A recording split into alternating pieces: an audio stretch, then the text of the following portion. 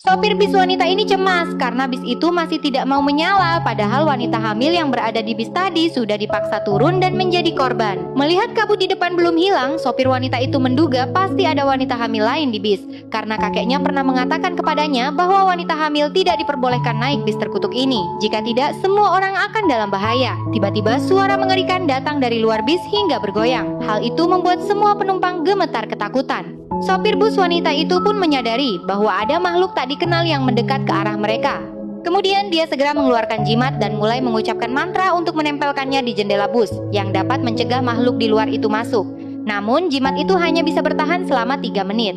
Saat itu dia mulai memperingatkan mereka lagi bahwa ketika waktunya habis dan wanita hamil yang kedua itu belum ditemukan, maka iblis itu akan menerobos masuk. Setelah mendengar kata-katanya, para penumpang mulai panik. Wanita tua di sana mulai menuduh sopir wanita itu dan mengatakan kalau dialah yang sudah bersekongkol dengan iblis tersebut.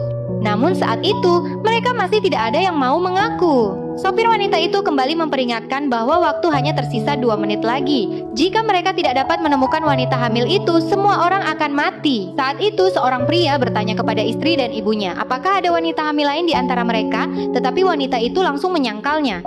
Melihat hanya tersisa 1 menit, sopir wanita itu terus mendesak mereka.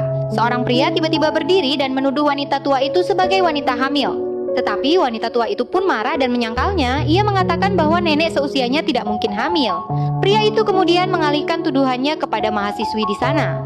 Tetapi mahasiswi itu dengan cepat melambaikan tangannya untuk menyangkal. Pada saat itu wanita yang sudah menikah juga menunjuk mahasiswi itu lagi, dan ia mengatakan bahwa mahasiswi ini adalah wanita hamil berikutnya. Mahasiswi itu membalas dan mengatakan bahwa hanya wanita yang sudah menikah yang bisa hamil. Jadi wanita hamil itu pasti wanita yang sudah menikah. Melihat waktu hampir habis, pengemudi wanita itu memperingatkan mereka bahwa begitu jimat itu hancur, semua orang akan mati. Wanita itu semakin yakin bahwa mahasiswi itu hamil, jadi dia menyuruh suaminya untuk memeriksa. Dan pemuda di sana juga pergi membantu untuk memeriksa mahasiswi tersebut. Melihat hanya tersisa 5 detik, sopir wanita itu memperingatkan mereka lagi bahwa jika mereka memilih orang yang salah, tidak seorang pun dari mereka akan selamat pada malam ini. Wanita tua itu bersikeras bahwa wanita hamil lainnya adalah mahasiswi itu dan mendesak mereka untuk segera memeriksa. Ketika mereka membuka jaketnya, saat itu juga terlihat perut mahasiswi itu sangat besar.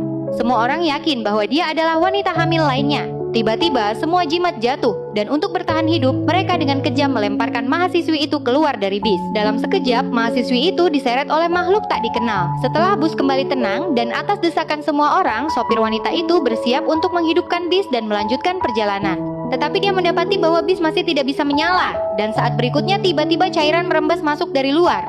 Melihat kabut tebal di depan juga masih belum hilang, itu menandakan bahwa iblis